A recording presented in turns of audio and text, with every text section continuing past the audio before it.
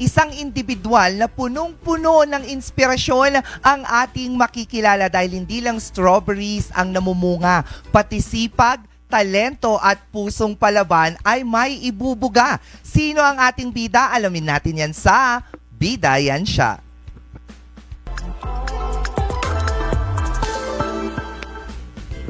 Aya, di ba? Oo, at kasama nga natin ang representante Yes. ng Ifugao para sa Mr. Teen Philippines. Walang iba kundi si Mr. Garrett Liar. Ten, ten, ten, ten, ten, ten. Hindi, iba Hello, yun. kamusta ka? Kamusta ang morning? Well, okay naman yung morning. Actually, medyo pagod kasi onti lang yung tulog natin. Ay, bakit? Anong ganap? Are you, sa Oo. preparation na ba to? Ay, yes. Bali nag-workout lang ako nung kagabi. Tapos, maaga na naman na gumising nung umaga para mag-prepare for this. Wow, di ba? social- Pinaghandoon. Maraming salamat naman sa pagpapaunlak ng aming imbitasyon kahit na busy ka nga dito sa preparasyon mo sa Mr. Teen Philippines. Ngayon, ang tanong. Oh, di ba? Biglang, Ang tanong! Oo. Ano yung dadalhin mo bilang representative ng Ifugao dito sa darating na Mr. Teen Philippines? Ano ulit? Ano yung dadalhin mo bilang taga-Ifugao? Ano yung i-showcase mo bilang taga-Ifugao para sa darating na Mr. Teen Philippines? Well, mayroon yung mga yung mga surprises ko dun, kaya hindi ko muna sasabihin. Pero Ay, meron yung ipapakita ko yung pride namin sa Ifugao. Oo, yung culture talaga ng mga taga-Ifugao, ang number one na i-showcase mo dito sa Philippines, no? Yes po. Oo, diba? And yung mga secrets, makikita niyo. May secrets. Paano na? kailan ba ito? Kailan ba ito mangyayari? Baka pwede ka namin mapanood live. Yes. Ay, sure. This April po. Pero walang exact date. Pero Ay, wala pang this exact April. date. Oo. Maliban sa pag-workout mo, ano pa yung paghahandang ginagawa mo para dito sa Mr. Teen Philippines?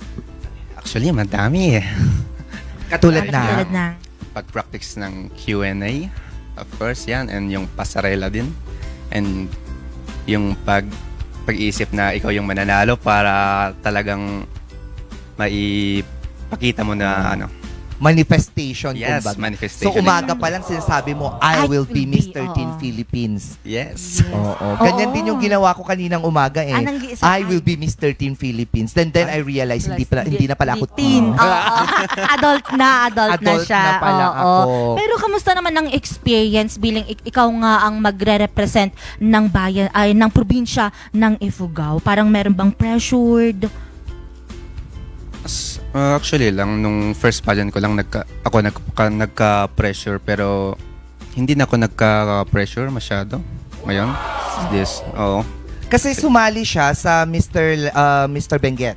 Ay, tama ba? Mr. Grand. Mr. Grand. Oh, Cordillera. Cordillera. So, pang ilan mo na tong pageant na sinalihan? Pang-apat na po, ma'am. Pang-apat? Yes. Tapos may pressure pa rin? May Kahit pressure pa pang-apat din? na? Wala lang Or ata. wala na? Wala na. Wala. Oo, Ready na siya, Miss Bayan, mga ka-MB. At saka sa mga hindi po nakakaalam, si Garrett po ay isang content creator din sa TikTok. Really? Mm-mm. Wow, Yes, diba? Ang dami namang nito, sideline. Ang daming kaganapan ng Oo. batang ito. At kamusta naman ang pagja-juggle mo between preparing for Mr. Teen Philippines and your studies? Yung problema lang po is hindi pa ako nag-aaral since may complications ako with my health nung last. Pero siguro since good na yung health ko po ngayon, baka next year mag-enroll na po ako. Paano yun? Sabi mo meron kang problema sa health tapos eto pa ang dami mong ganap sa buhay. Oo. May pageant ka and everything. Yes. Nag-content creator ka, content creation ka din. Paano mo yun mababalance para Oo. hindi ma-at risk yung health mo naman? Nung nasa school lang po ako na that time na nagka-problema sa health, kaya ako nag-drop off. Pero buti ngayon, goods naman. Nag-gain na. Na, Yun nga, yes, dating okay na, oo. kagandahan nito, no? Ganito talaga, lalo na kapag, syempre may pinaghahandaan ka, kailangan mo talagang isipin yung kinakain. Yes. Oo, Lifestyle. tapos syempre nandyan na rin yung bubuhat-buhat. Ano yung buhat-buhat? Ganito. Ganyan? Para ka naman nababali. Ganyan ako ka-strong. Ganyan ka ka-strong. Kasi kahit ganyan, nabubuhat ko. Really? Wow naman. Ganon. Sino ang trainer mo sa pasarela? Kasi I've been seeing a lot of your posts recently, no? Ang galing na nitong rumampa talaga, yung ikot, gumaganong biglaan. Gumaganon Ako, na siya? nakukulat na lang ako. Oo. Oo ba? Ay, actually, meron yung mga nagtatrain sa akin. Isa na din si Sir Rain, si Ma'am Josiah, Kawi, and then si Sir Charlie din.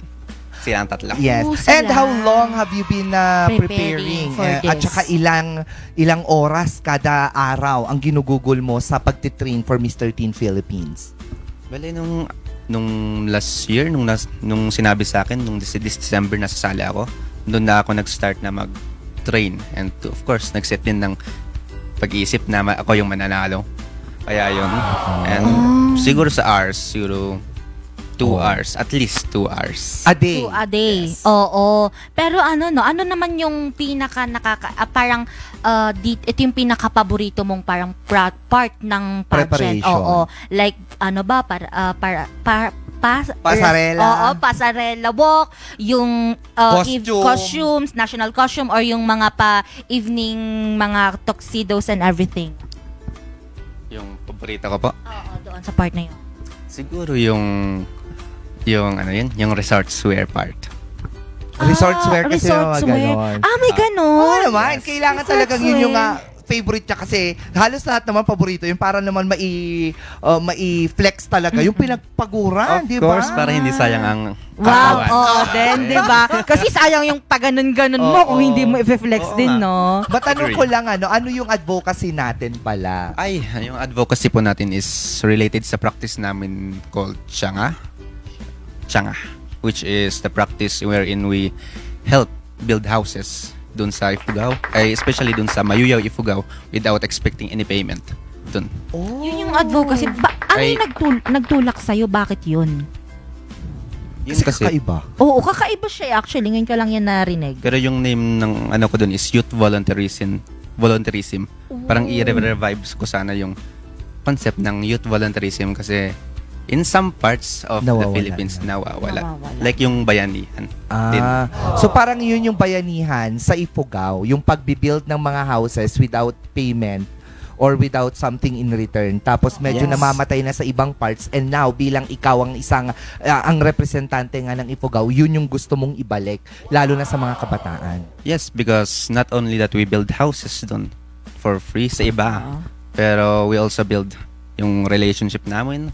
Kahit ako na mas bata sa mga lolos na tumutulong din dun, na-strengthen yung relationship namin. Kaya yun, mas nagiging united din yung community namin and mas maganda na magiging united din yung Philippines. Pag Oh. ganun, di ba? Wow, magiging Lost. united yung Philippines. United. United. Oh. Yeah. Wow.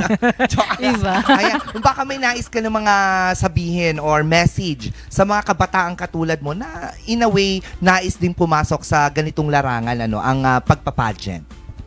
Just go for it actually kasi that time din na parang mag-i-start po sana ako pero madami akong doubts na hindi ko kaya to, ganito yung mukha ko, ganito yung katawan ko, hindi ako matangkad. Pero I just went for it. Parang hindi na ako nag-isip ng iba.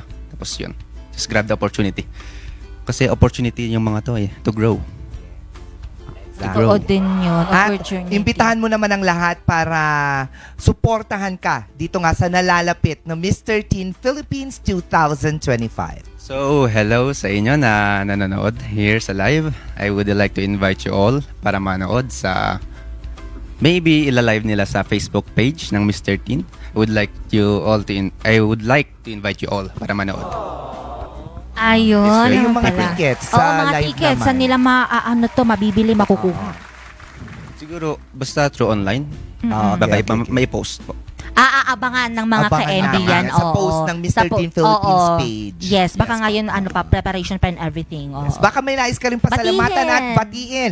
Pasalamatan mo naman yung Ano? Oo, ang ganda ng Of outfit course. ngayon. Ano mo? Love I it. would like to thank Ate Ira Longsiab sa damit natin na maganda ngayon. Sa Ninabel.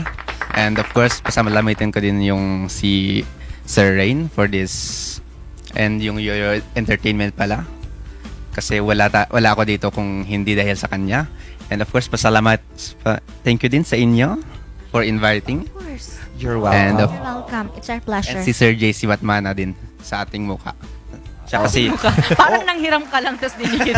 hindi. Pahiram na mukha Pahiram mo. ng Siya mukha lang yung mo. nagtatake care sa skincare po natin. Perfect. oo. Ayun. Wala na. Batiin. Wala Friends, na. Meron girlfriends. Wala pong Girlfriends. girlfriends. Wala pang friends. Meron Ah. friends, pero hello. Hello. Ayun, hello lang. Oo, madami kasi sila. Maraming salamat, Garrett. And we're hoping for the best dito sa Yes. laban mo sa Mr. Teen Philippines 2025 representing Ifugao. Nako mga ka-MP,